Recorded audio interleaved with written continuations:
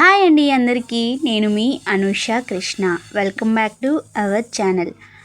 ఈరోజు ఇంకో కొత్త స్టోరీతో మీ ముందుకు వచ్చేసాను. స్టోరీ వచ్చేసి దారి చేరవే సఖి. అది 6 అంతస్తుల భవనం. ఆ కంపెనీ పేరు ఏకే కన్స్ట్రక్షన్స్. ఆ కంపెనీ ఎండి వైభవ్ కృష్ణ 6 అడుగుల అందగాడు. కంపెనీలో పనిచేసే అమ్మాయిలందరి కలల రాకుమారుడు. అందరూ శ్రద్ధగా వర్క్ చేసుకుంటున్నారు, ఒక్క అమ్మాయి తప్ప. ఆమె టెన్షన్గా చేతులు నలుపుకుంటూ ఏదో తీక్షణంగా ఆలోచిస్తుంది. ఇంతలో క్లర్క్ వచ్చి, మేడం, మిమ్మల్ని కృష్ణ సార్ పిలుస్తున్నారు అని చెప్పడంతో హడావిడిగా పర్మిషన్ అడగకుండానే క్యాబిన్లోకి వెళ్ళింది. ఏంటి మిస్ అను, మినిమం కామన్ సెన్స్ లేదా? డోర్ నాక్ చేసి రావాలని తెలీదా? ఫైర్ అవుతున్నాడు కృష్ణ. అను ఒక్క చూపు చూసి, సార్, నా పేరు అనూష, అను కాదు, మీరు అనూష అని పిలిస్తే చాలు అంది. నాకు అను అని పిలిస్తేనే బాగుంటుంది మిస్, అను అంటూ చైర్లో నుండి లేచి అనుకి దగ్గరగా వచ్చి ఆమె చేయి తీసుకొని తన హార్ట్పై పెట్టుకొని సూటిగా అనునే చూస్తున్నాడు. అను చిరాకుగా తన చేయిని కృష్ణ హార్ట్ నుంచి తీసి కోపంగా, సార్ ఏంటిది అంటూ అతన్ని వెనక్కి నెట్టేసింది. పడబోయేవాడు కాస్త బ్యాలెన్స్ చేసుకుని నిలబడి, ఎందుకను నేనెవరో తెలియనట్టు బిహేవ్ చేస్తున్నావు? నన్నెందుకు దూరం పెడుతున్నావు? సడన్గా మాయమైపోయావు. ఇదిగో 3 years తర్వాత 1 week బ్యాక్ నిన్ను మా ఫ్రెండ్ కంపెనీలో చూసి వాడిని కన్విన్స్ చేసి నా న్యూ ప్రాజెక్ట్ మేనేజర్గా తీసుకొచ్చాను. నన్ను చూసి కూడా నువ్వు నేనెవరు అన్నట్టు బిహేవ్ చేస్తూ సార్ అని పిలుస్తున్నావు. సార్ అని పిలిచేంత దూరం మన మధ్య ఉందా? నువ్వు సార్ అని పిలుస్తుంటే ఇక్కడ హార్ట్ దగ్గర చూపుడు వేలు పెట్టి చూపిస్తూ చాలా పెయిన్గా ఉంది అను అంటూ చైర్లో కూలబడ్డాడు. సార్, ఇది ఆఫీస్, ఇక్కడ పర్సనల్ మ్యాటర్స్ అనవసరం. ఆఫీస్ వర్క్ ఏదైనా ఉంటే చెప్పండి. అను మాటలకు ఎదురుగా ఉన్న గ్లాస్ టేబుల్కి గట్టిగా పంచిచ్చాడు. ఫలితంగా కృష్ణ హ్యాండ్కి గ్లాస్ పీసెస్ కుచ్చుకుని బ్లీడింగ్ అవుతుంది. అయినా పట్టించుకోకుండా, సారీ మిస్, అను మిమ్మల్ని డిస్టర్బ్ చేసినందుకు, వెళ్ళి మీ వర్క్ చేసుకోండి అంటూ అటు తిరిగి విండోలోంచి బయటకు చూస్తూ గత జ్ఞాపకాల్ని నెమరు వేసుకుంటున్నాడు. గ్లాస్ పగిలిన సౌండ్కి తల ఎత్తి పైకి చూసిన అనుకి బ్లీడ్ అవుతున్న హ్యాండ్తో కృష్ణ దర్శనమిచ్చాడు. ఏంటి సార్ ఇది? మిమ్మల్ని మీరు ఎందుకు హర్ట్ చేసుకుంటున్నారు అని ఫస్ట్ ఎయిడ్ బాక్స్ తీసుకొని కృష్ణ దగ్గరకు వెళ్ళి హ్యాండ్ తీసుకొని క్లీన్ చేయబోయింది. కృష్ణ ఫోర్స్గా హ్యాండ్ అను చేతిలోంచి లాక్కొని, లీవ్ ఇట్ అను అన్నాడు. సార్, బ్లీడ్ అవుతుంది, పెయిన్గా ఉంటుంది, గ్లాస్ పీసెస్ కూడా గుచ్చుకున్నాయి. ఫస్ట్ ఎయిడ్ చేసుకుని హాస్పిటల్కి వెళ్దాం, లేదంటే సెప్టిక్ అవుతుంది అని కాటన్తో క్లీన్ చేస్తుంది. నా హార్ట్ భరించే పెయిన్ కంటే ఇదేమీ ఎక్కువ పెయిన్ కాదు అను అని మళ్ళీ చేయి లాక్కోబోయాడు. చెప్తున్నా కదా నాన్న, నా మాట వినవా అని ఒక్కసారిగా గట్టిగా అరిచింది అను. నాన్న అని అను పిలిచిన పిలుపుకి హ్యాండ్ తీసుకోకుండా ఆగిపోయి అనునే చూస్తూ, నీపై ప్రేమ ఎక్కువ అయినప్పుడు మాత్రమే నిన్ను నాన్న అని పిలుస్తాను కన్నయ్య అని అను చెప్పిన మాటల్నే గుర్తు తెచ్చుకుంటున్నాడు కృష్ణ. ఫాస్ట్గా ఫస్ట్ ఎయిడ్ చేసి కృష్ణ వద్దంటున్నా వినకుండా హాస్పిటల్కి లాక్కెళ్ళింది అను. యాట్ హాస్పిటల్ డాక్టర్ గాయాన్ని చెక్ చేసి పీసెస్ క్లీన్ చేసి కట్టుకట్టి నథింగ్ టు వర్రీ అని చెప్పి పంపించేశాడు.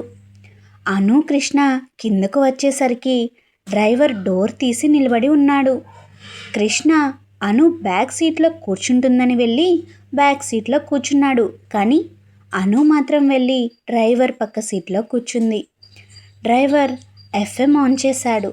100% లవ్ మూవీలోని పంతమెక్కడో కోపమెక్కడో సాంగ్ ప్లే అవుతుంది. సాంగ్ ప్లే అవుతున్నంతసేపు కృష్ణ అనునే చూస్తున్నాడు. అను విండోలోంచి బయటకు చూస్తూ కన్నీళ్లకు స్వేచ్ఛనిచ్చింది. పైకి గంభీరంగా మాట్లాడుతూ కృష్ణని పట్టించుకోనట్టు ఉంది. కృష్ణకి దెబ్బ తగిలింది కానీ అను పెయిన్ అనుభవిస్తుంది. కార్ ఇంటి దగ్గర ఆగింది. కృష్ణ దిగి డ్రైవర్ మేడంని డ్రాప్ చేసిరా అని చెప్పాడు. వద్దు సార్, నేను క్యాబ్లో వెళ్తాను అని కృష్ణ మాట్లాడేకి ఛాన్స్ ఇవ్వకుండా వెళ్ళిపోయింది.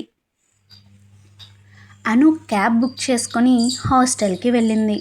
హాస్టల్కి వెళ్ళిన అను బ్యాగ్ బెడ్పై విసిరేసి వాష్రూమ్కి వెళ్ళి ఫ్రెష్ అయి వచ్చి బెడ్పై పడుకొని ఏడుస్తూ ఉంది. అప్పుడే హాస్పిటల్ నుంచి అను ఫ్రెండ్ ఈశ్వరి వచ్చింది. అను అలా ఏడుస్తూ ఉండడం చూసిన ఈశ్వరి దగ్గరకు వెళ్ళి అను అని తట్టి లేపింది. అను లేచి ఈశ్వరిని పట్టుకొని ఏడుస్తూనే ఉంది. ఈశ్వరి పక్కనే ఉన్న వాటర్ బాటిల్ తీసి అను చేతికి ఇచ్చి ఏమైంది అను అని అడగ్గా అను వాటర్ బాటిల్ తీసుకొని తాగి ఆఫీస్లో జరిగింది మొత్తం చెప్పింది. ఈశ్వరి మొత్తం విని నువ్వు కావాలని సార్ని హర్ట్ చేయట్లేదు కదా, నీ సిచ్యువేషన్స్ అలా ఉన్నాయి, ప్లీజ్ కామ్ డౌన్ అని చెప్పి ఫ్రెష్ అవ్వడానికి వెళ్ళింది. అను ఒక ½ పడుకొని లేచి ప్రాజెక్ట్ ఫైల్స్ చెక్ చేస్తూ ఉంది. అప్పుడే అను ఫోన్ రింగ్ అయింది. ఫోన్ తీసుకుని డిస్ప్లేలో నేమ్ చూసిన అను బాడీ షివర్ అవ్వసాగింది.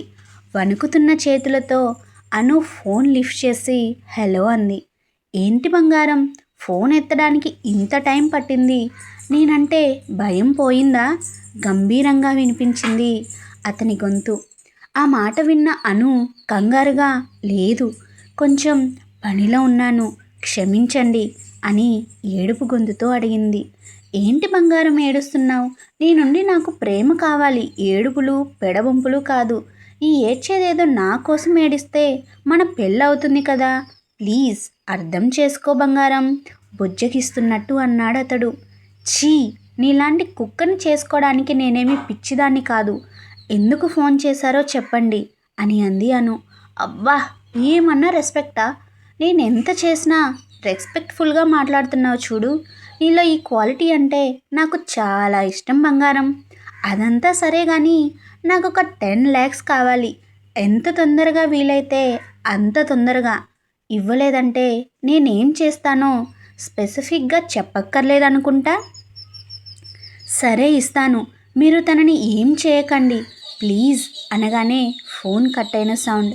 మార్నింగ్ లేచి అను ఆఫీస్కి రెడీ అవుతుంది. చిన్నగా కళ్ళు తెరిచిన ఈశ్వరికి హడావిడిగా రెడీ అవుతున్న అను కనిపించింది. ఏంటను ఇంత ఎర్లీగా రెడీ అవుతున్నావు? ఆఫీస్కి టైం ఉందిగా, కృష్ణని చూడకుండా ఉండలేకపోతున్నావా అని టీజింగ్గా అడిగింది ఈశ్వరి.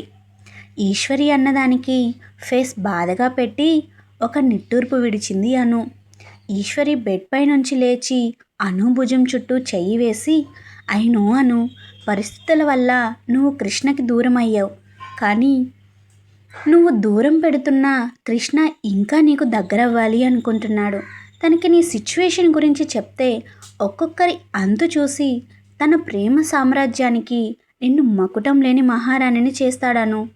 నీకంటే కృష్ణకి ఏది ఎక్కువ కాదు, ఈవెన్ తన పేరెంట్స్ కూడా నిన్ను ఎప్పుడో యాక్సెప్ట్ చేశారు. ఫ్యామిలీ మొత్తం నీ ఒక్కదాని కోసం వెయిట్ చేస్తున్నారు. ఒక్కసారి ఆలోచించాను, టైం చూసుకుని ఒకసారి కృష్ణతో మాట్లాడతాను. నువ్వు చెప్పిన దాని గురించి కాదు, లోన్ గురించి. వాట్? లోన్ ఏంటి? నైట్ జరిగింది మొత్తం చెప్పింది ఆమె. క్యాబ్ దిగి ఆఫీస్లోకి వెళ్ళి వర్క్ చేసుకుంటుంది అను.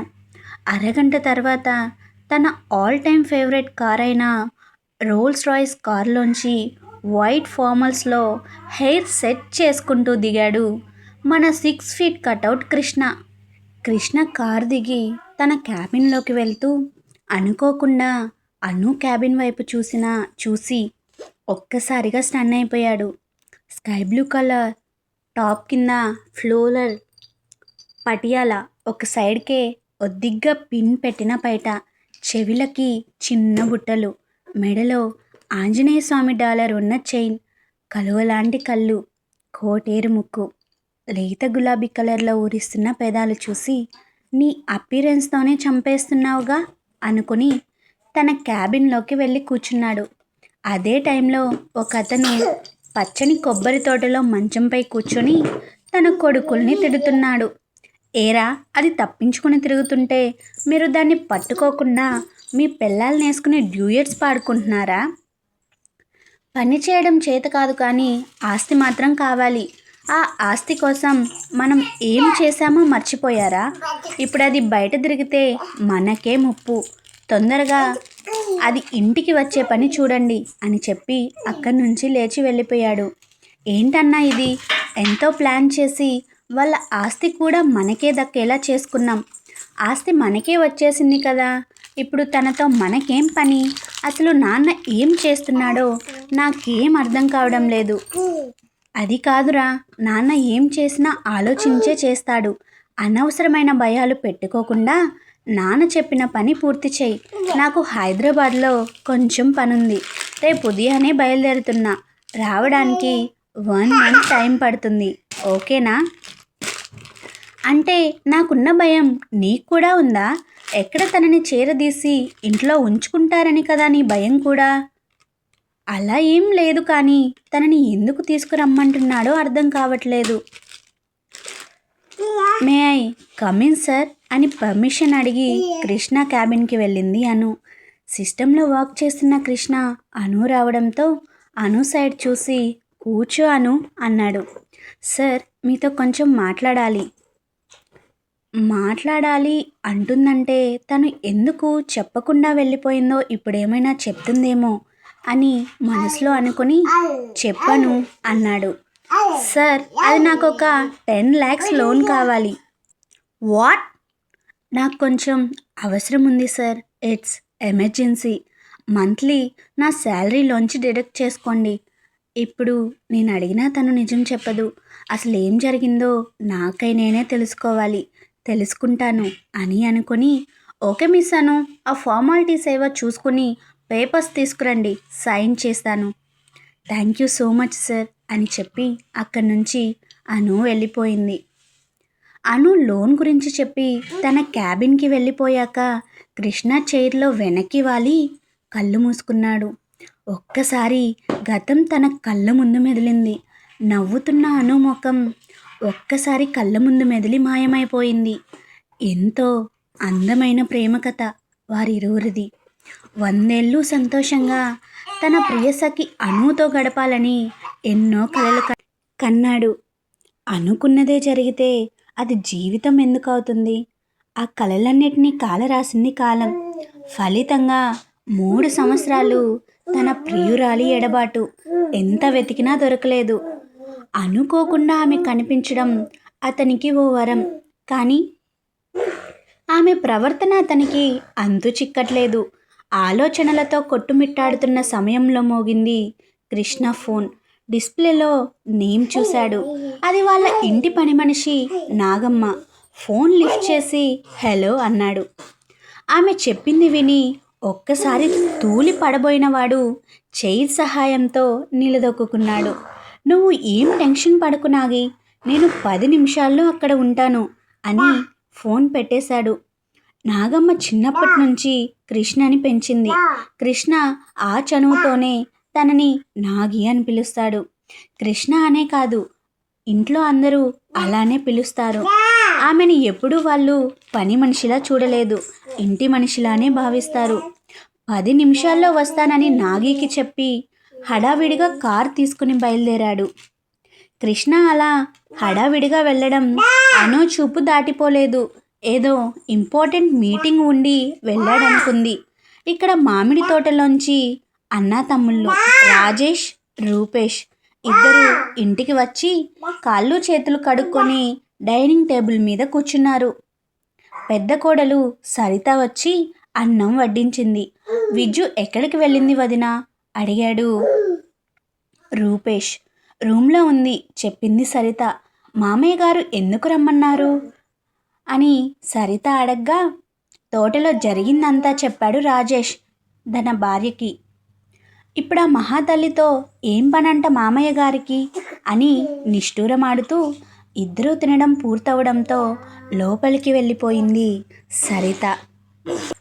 విన్నారు కదా, ఇది మన న్యూ స్టోరీ. ఇక నుంచి అను కృష్ణతో కలిసి పయనిద్దాం.